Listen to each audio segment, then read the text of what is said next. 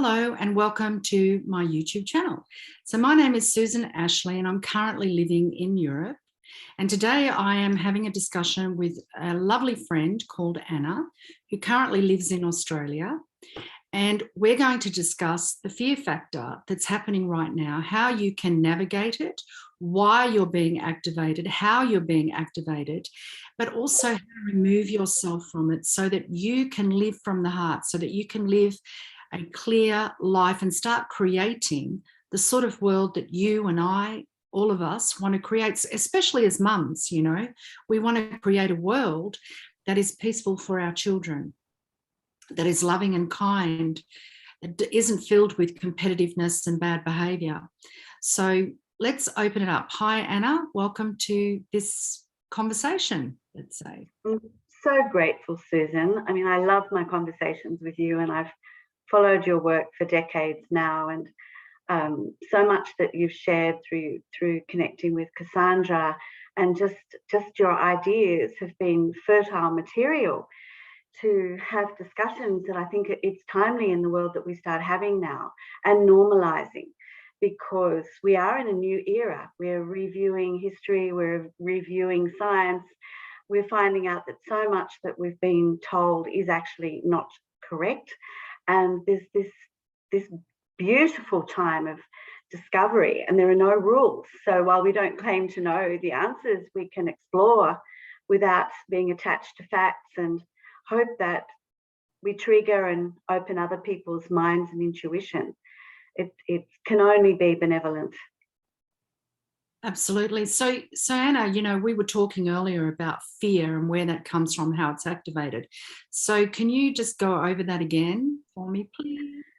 Well, I guess what we were saying was, interestingly, the reptilian brain at the stem of our spinal cord, the upper end of the spinal cord, is often cited as the center of fight and flight. So that's the unthinking part of ourselves. I think we could talk also about how we have a reptilian component to our brain, considering that the electromagnetic fields that come out of our hearts are measured by science and established to be so much even more powerful than the fields coming off our brains. And therefore the heart energy, as you know, it's a very profound and sophisticated, advanced, powerful magnetic field. And really the reptilian brain seems not even to fit in that schema. And we could talk about, for example, the history of the human race in our galaxy, in the universe, what potential influences there were in the past from other species who have perhaps bred themselves with humans. We don't really know, but the phenomena of fear is something that can overwhelm people, overwhelm their cognitive function, and be a form of control. I know that your work is often drawn to you people who have been exposed to awful abuse, and so you have a more, sophisticated therapeutic understanding of how that works in their life. But if we can help people find their way out of fear, back into reasoned, grounded, cognitive, imaginative problem solving, inspired by the heart, then we're building the future that we want. And it seems like a lot of people are triggered in the fear, and then once they're triggered into the fear, they can easily be programmed to continue that trigger, to believe something, to register with something on such a visceral way that they will respond automatically. People freaking out about toilet paper, for instance, oh my God, we're all going to run out of toilet paper, let's bash each other over it. I mean, that was pure fear. Survival. My survival is hinged on whether I get a roll of toilet paper or not. I mean, this is very clear what was placed in people's minds, and they responded to it. I think this has a lot to do with information that Cyrus Parser, who you've interacted with in recent months, has tried to share with the world. He's the head of the AI organisation. And he has made it very clear to people that the technology is within the smart device. to interface with your brain waves, your meridians, in a biofeedback system. So the frequencies emitted by towers and then interlaced with us via the handheld device are actually also driving fear and inclining the system into non-thinking and blind obedience to mantras that externally we can see as nonsensical. So there's that happening as well. Yeah, and there's also this thing of the constant media telling you, so many people, this is happening, that's happening, be fearful, you know, cover yourself, don't go near people, you're going to kill your grandmother or your children or something. So they're putting a lot of guilt there, a lot of shame there for not being not responding. Like I actually have received that myself. Oh, you don't care because you're not taking this seriously, because you're refusing to cover yourself and this sort of thing. And I say, well, actually I am taking it seriously, but I actually don't believe that that is going to save me. I think a brain in fear seizure is a brain much more readily seated with a mantra that it will just attach itself to. So you're going to be responsible to have an injection is something that people are being told, and that they're irresponsible if they don't. I hear that word, you know, people at a distance from me in the street, you know, being responsible is this key.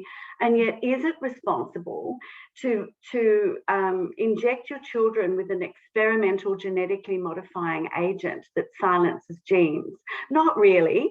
But if you're getting be responsible, and you might lead to the death of your grandmother if you're not, yeah, it's a brainwashing. I think MK Ultra, revelations about MK Ultra have sufficiently seeded into mainstream society now for us to have a general comprehension that when you abuse, torture, remove people from their safety havens, change their safety havens, destabilize them, and then just repeat the same thing all the time, eventually they are putty in the hands. And that's what's been done. The media's sophistication has been driven by very aware strategies.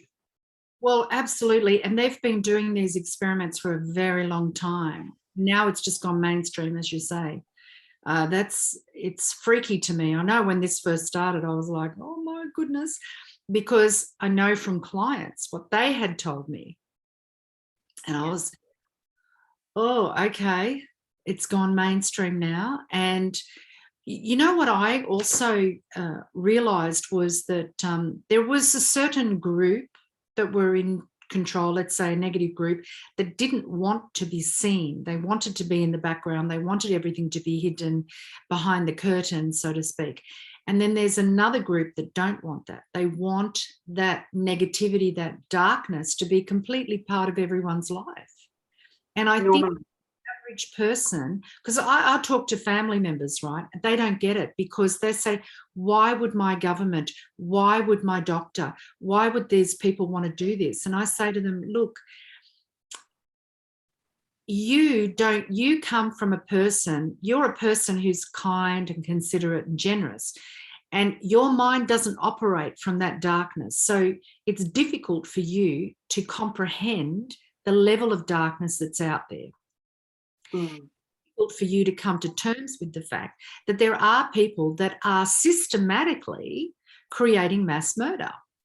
I think the media has always done it. I just think they're coming into the kill at the moment. I mean, how else do you get the whole planet to contemplate an injection that's experimental, fast being exposed as a succinct bioweapon? How do you get them to walk in and do it? How did they get people on the train to the camps?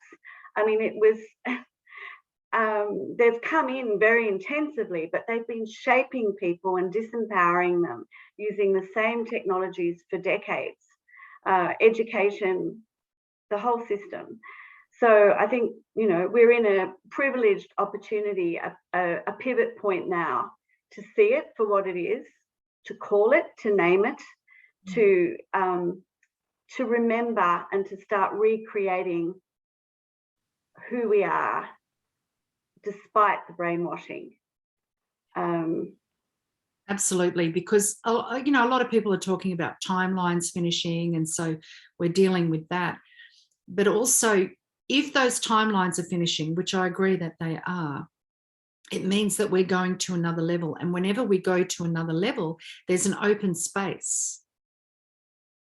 And that open space is a clean space in which we transmute the space that we've been in. We have an opportunity to transmute it, to take it to a different perspective, a different way of being, or we can just transfer it from one space to the next. Wow. So what I'm feeling at the moment is, yeah, the timelines are ending. I feel this new energy. I feel it all around me and I know for a lot of people, because I hear from them, and they're saying, sometimes I walk down the street and I feel so detached. I don't feel connected to people. I'm not, if someone's putting a guilt trip on you and saying, you're going to kill your grandmother if you don't do this or whatever, they're no longer feeling the guilt. So they think, oh, there's something wrong with me. I've lost my emotions. But the emotions have been what we've been played with to place us here. The information hits our mind, and then it hits our emotional body. Oh my God, what if I lose this person? What if everything is taken away from me? What if I lose all my money? What if I lose all my freedom? What if I lose my ability to interact with people or to enjoy, New Year's Eve, birthdays, travel, whatever is your thing? So I'm feeling really strongly that they're trying to keep us stuck in that old frequency so that we don't go to the new frequency. But the new frequency is already there and we can go there. It's just that most people don't know. But there's a subtle sign, and that subtle sign starts with, I'm not feeling anything. I'm just not feeling it, I'm tired. I don't want to be part of it. I'm shutting the door. Whatever way it manifests for people. But that's what I feel is going on. What about you? Do you feel? Fascinating. Yeah, it's almost like a profound emotional exhaustion. The game's over. It's been enough. And there's a neutral space. That's fascinating. What I see is as people do awaken and choose more conscious ways of living, open their minds to reassessing things and evaluating everything again with an open mind. Once people have entered that space, I feel it's very infectious. And the numbers are increasing who are breaking the system, bucking the system, deciding to be non-participatory with this sort of insectoid mantra of obedience and unthinking that is in mainstream society. Very true. Well, you and I have known each other for a very long time. And we've been advocates of that new earth from the beginning. We're going back over 30 years now. And one of the things that we know about each other is that we don't tend to get involved in the competitive nature of others, right? So the competitive nature of others brings fear because it says, well, you're going to win and I'm going to lose. And I don't want to lose. So there's this thing of this competitive, always one-upmanship and all this sort of thing. And for me, pretty much all my life, I removed myself from that. I don't want to be part of that. And so I think that all of these years, that competitive signature, energetic signature that's been placed on all of us from school, from exams, from sports, from all these competitions, have covered up our ability to know one another, to co-create with one another, to take everything to another level. Because I know that when I'm working with someone who's in their lane, I'm in my lane, I'm not micromanaging, we're not micromanaging each other, we're not competing, we know our roles and we're creating things just magically happen and they grow really fast. But if someone comes in and they're competitive, you know, in whatever form that may be, everything collapses with me. That's what I notice with me. I can't create from that frequency. And I would say that's happening now to a lot of people. I heard this morning in my head, right, because I get these messages, I was reminded of something I've been told for many years. The hands in which money is placed will change. And I get goosebumps every time I think of that. And I honestly feel that those that are running the show at the moment and purchasing this fear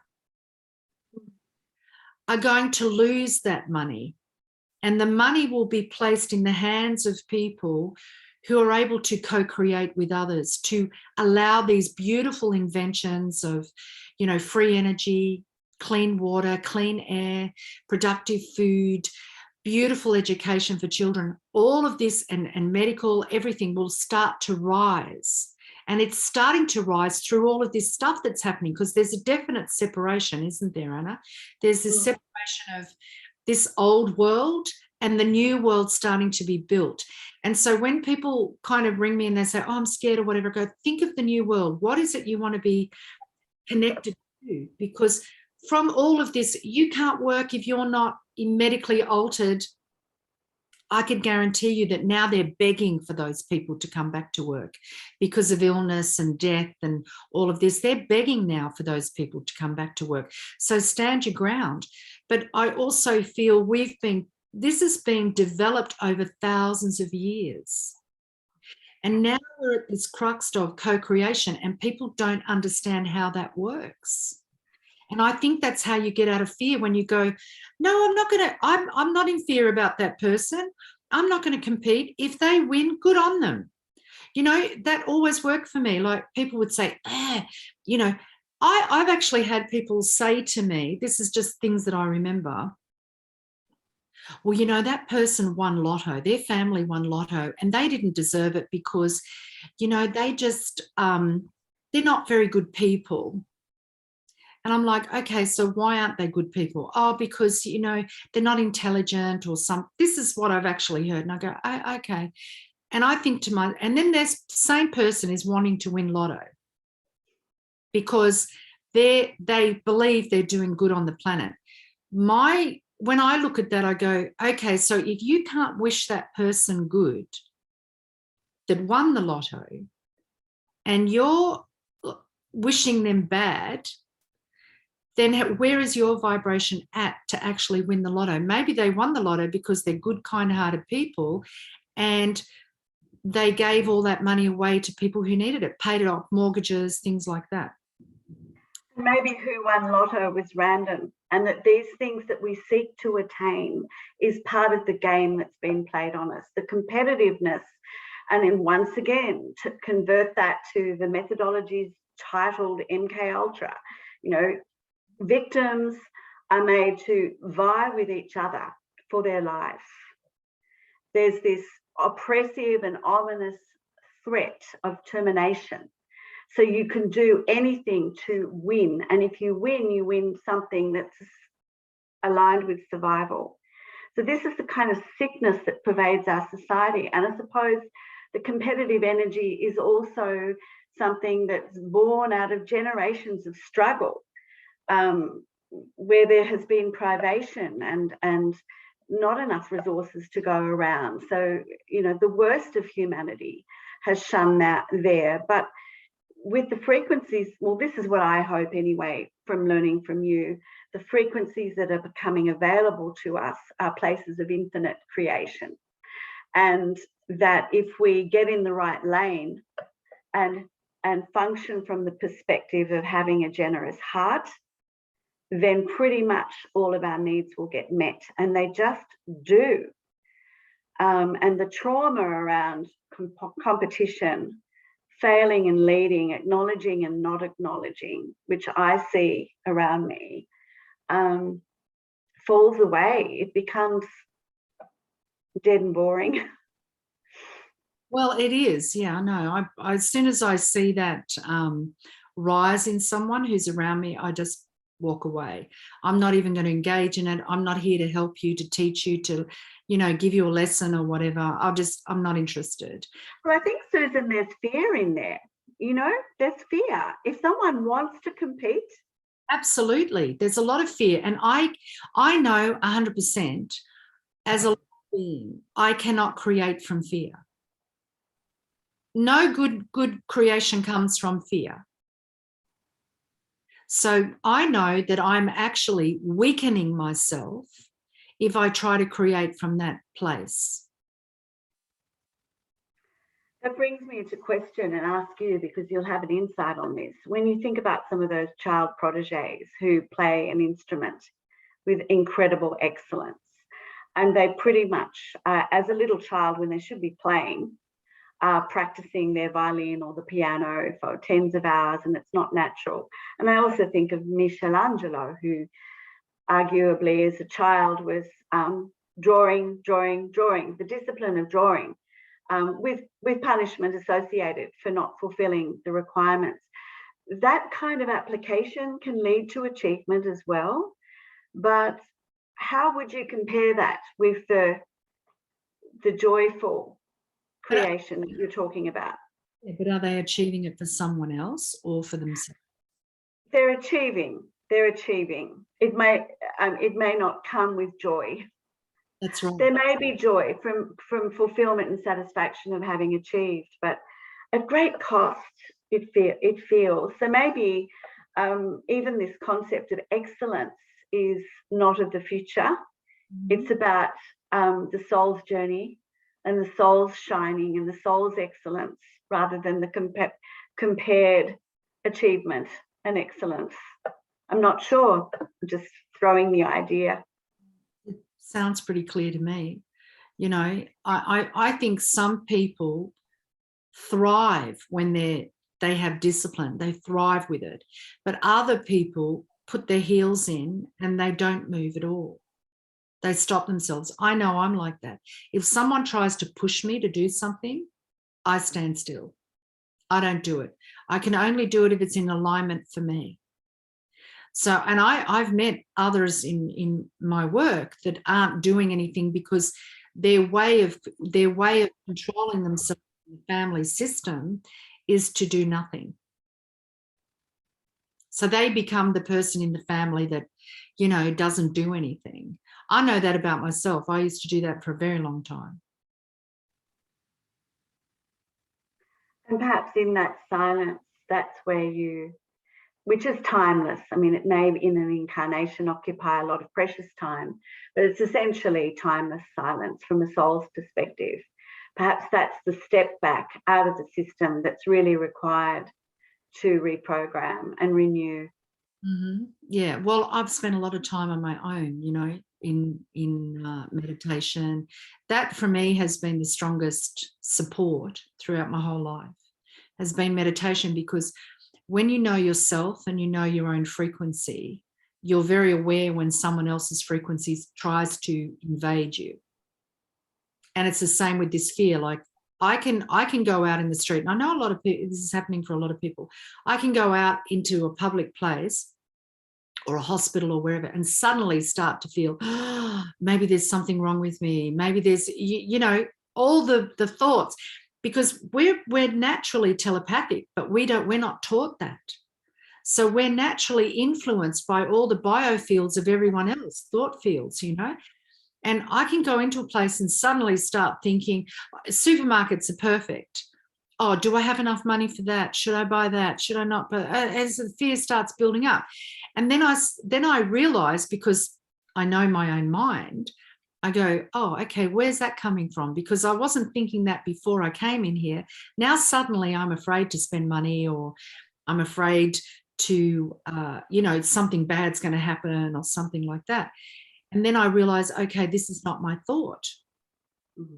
And I say to myself, well, let go of that thought, return. So I have these different ways. So I might do breathing into my heart and just say, it's safe for me to be here. Everything's safe. I'm safe. Everything's safe. I'm safe. Everything's safe, and I'll just breathe that for maybe a minute as I'm walking down the street or down the aisles. And then I return to myself and I'm perfectly fine again. But I think these things we're not taught. We're not taught to come back to self. We're not taught that we're constantly being invaded by other people's thoughts. And now we're being invaded by other people's telecommunication. You know, and people are really surprised when I say, okay, so you're sitting here and at the moment you're in a building. If you press your Wi-Fi thing on your thing, you might see 20 or 50 on offer that you can connect with. Now, imagine that in that house where that Wi-Fi is, there's 2 or 3 people, and those 2 or 3 people all have a phone. And that phone, conversations, images, everything is literally passing through your body. There are 30,000 studies or more which are independently funded, not funded by Telecom, which explain and describe biological effects of these frequencies. The 2.4 gigahertz frequency, which enables telecommunications, is the frequency of the microwave oven, and it does destabilize water. So that's a fundamental component of us. And there is absolutely no question now that people are emotionally impacted by these frequencies anyway. I don't know how children in this time who have never been outside that radiation, what their experience of life on Earth physically is, but it must be very tough if it's in an apartment with all the phones and all the Wi-Fi signals. But anxiety, depression, fear are part of the realm of biological triggers from that frequency. Yeah. Well, exactly. So let's look at that. Depression is to depress someone's energy. Anxiety is about control. So it's the outside. There's something for me to fear in the outside world.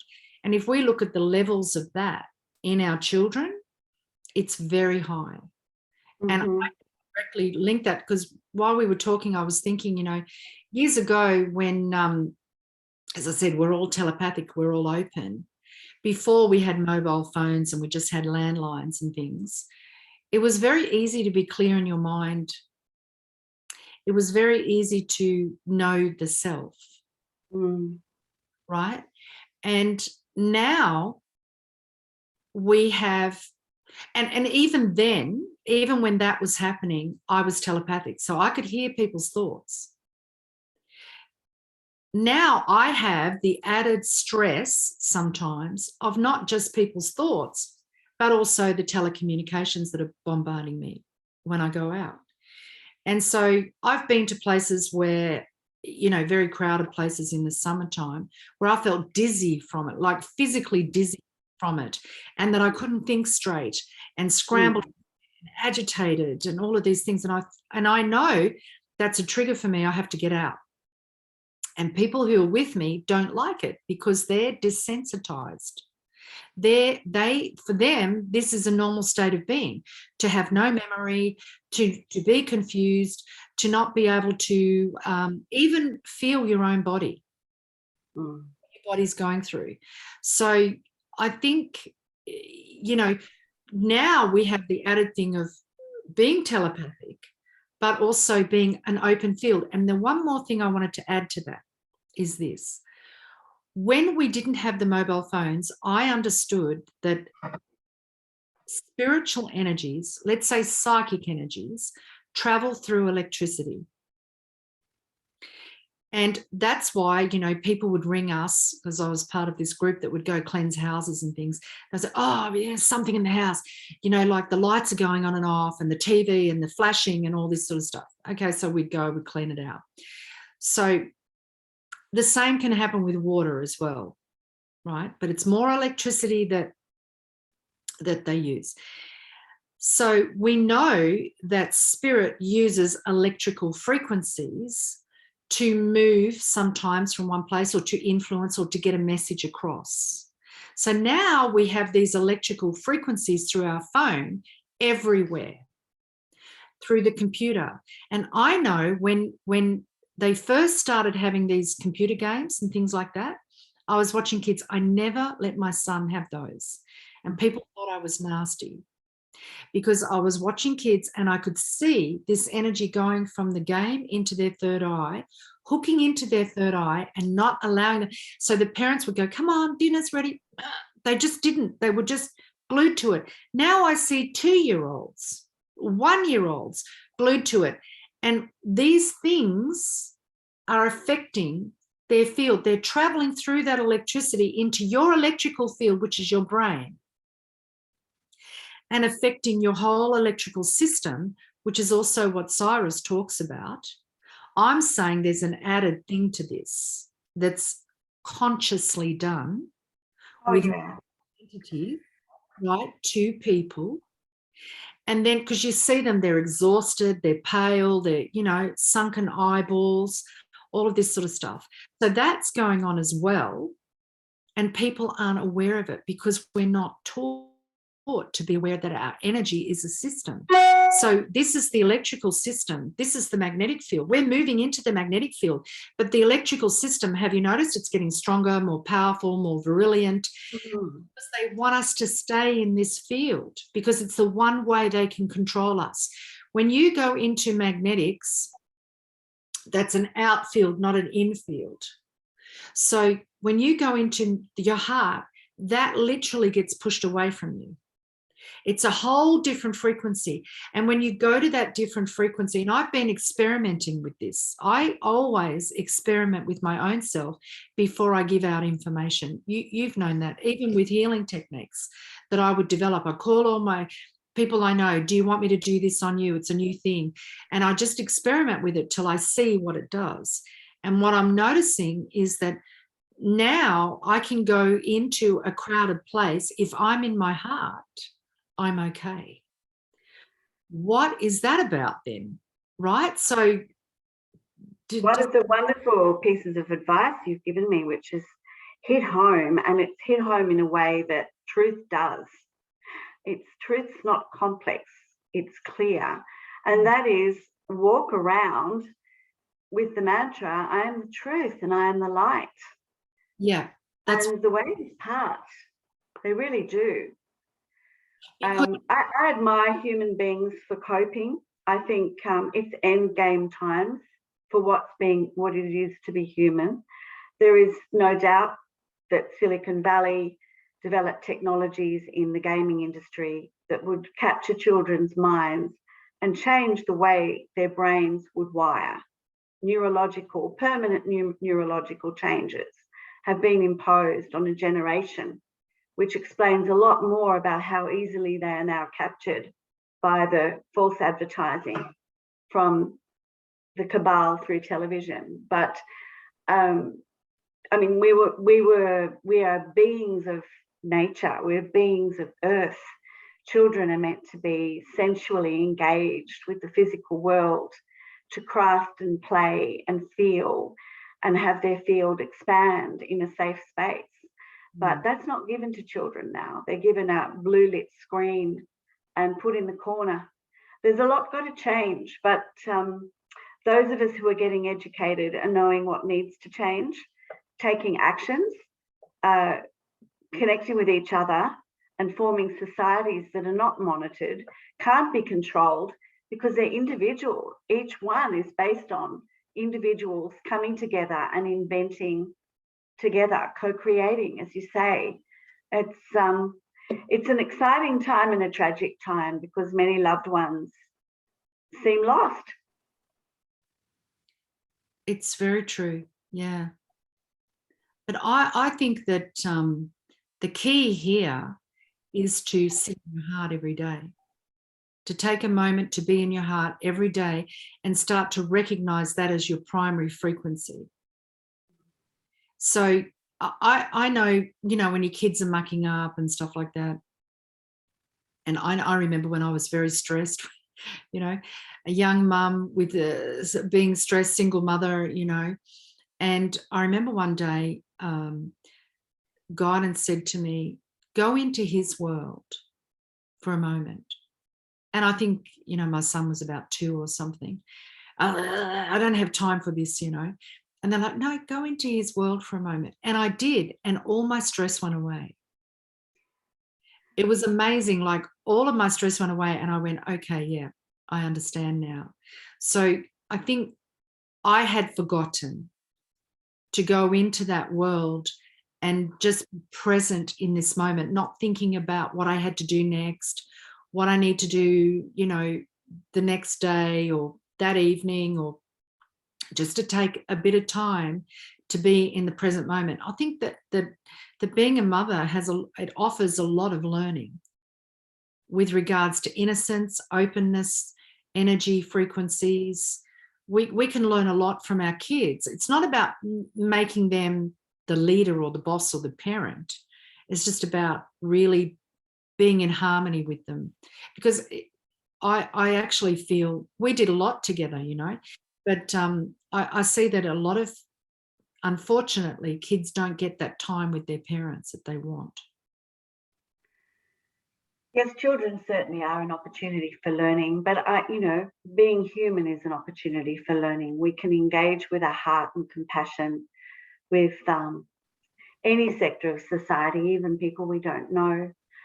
I do believe, Susan, we could meander further on this subject, but I do believe that whatever we've raised in this conversation that is troubling, equally, I truly believe we're given the tools to address the lot. And in some ways, it's quite symbolic that being in the heart for 5 or 10 minutes every day would actually be enough to sabotage the entire program visited upon humanity. It is actually all that's asked. The tools are so present, so available, and so ingenious, and we are within ourselves potentially so unstoppable, so extraordinary, that it's a very exciting time. Let's just hope that these simple messages, which are the greatest truths, can continue to reach people to help them find their way right now.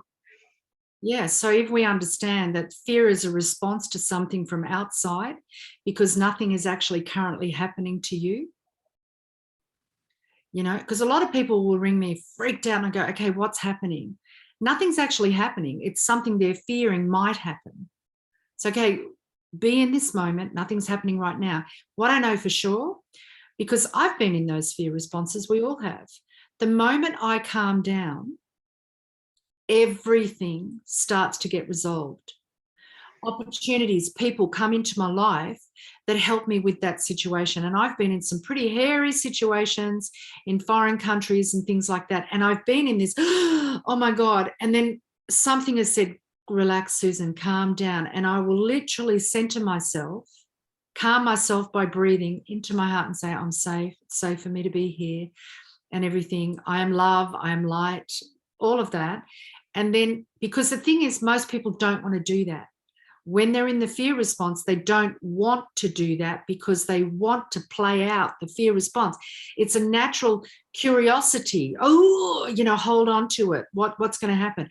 So if I choose to go into that calmness and I just say a little prayer, I say, God, I don't know what to do right now. Please help me. I'll swear to you, something will happen to turn the whole thing around. Doors will open. People will call me. I've literally had someone call me on the phone 5 minutes after I've done that and give me the absolute best solution to the situation. It's amazing. But if I remained in fear, and I've done that in the past where I've remained in fear for weeks, nothing happened. I was just, it's like it's someone drowning. It was just getting worse and worse and worse, the whole situation. The moment I went calm, and how I learnt that was actually through my clients, because I was seeing it in them, how they had lived their lives in this fear factor, and how just taking them into the heart, calm them down. Even if it's 5 minutes a day, the body starts to remember and register, because our DNA has a memory from a very long time ago, long before the Romans and everything else like that were treating us as slaves. We were a free people. We were indigenous people to the planet, some of us. And in our DNA is that harmony with nature, harmony with the elements, harmony with animal and animal medicine, and harmony with each other as tribal people. So that is a memory we have, and that's what they want us to forget. With all this warring and all this stuff that's been going on for centuries, if we can go back to the very essence of who we are as a people, we'll find that peace. And that's why they're constantly trying to put us in this fear. But the moment we go into a heart for 5 minutes a day, your life will start to change. And I know it's challenging because people will ring me and say, but I've been doing it for a week and nothing's happened. Oh my God, you've been living for lifetimes in fear. And now you want an antibiotic. You know, it's the same when people start connecting with spirituality and they think, ask and you shall receive. Oh, great, I'll put a Christmas list out. It has nothing to do with things, cars, houses. That comes from a result of your vibration, not your mind. And people will tell you that, but they're the people who are enslaving you. So they have those things. So, you know, I think we've said a lot today about the fear factor and how to remain and get ourselves out of it, and unhooking from it is going to be the most powerful thing you can do, and your life will change very rapidly. But it may take longer than a week. We have to be.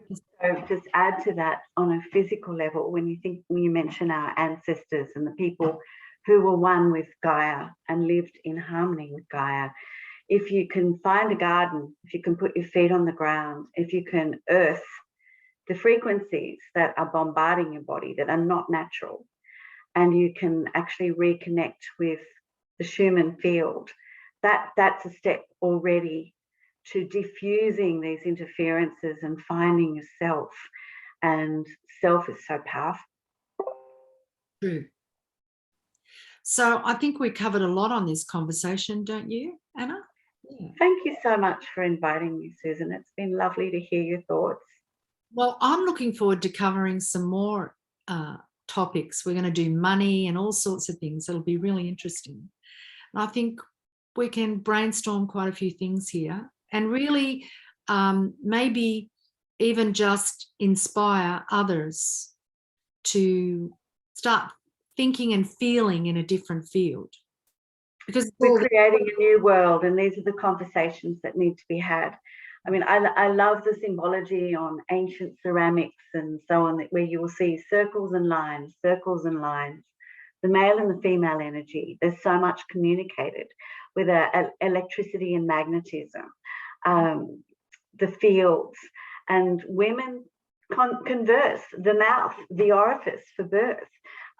We make sound, we discuss things. And as things dance in conversation, solutions are born. We intuitively hear them. So I just encourage everyone in your community to continue to talk, because the answers come. Thank you. Thanks, Anna. So we're going to bring this to an end, and I hope you've really enjoyed this conversation, a little bit of information, etc., etc. So I'm going to love you and leave you and wish you all a beautiful 2022. Thanks, Anna. Thank you. Do you have any last words, Anna? No, that's wonderful, Susan. Thank you. Thank you.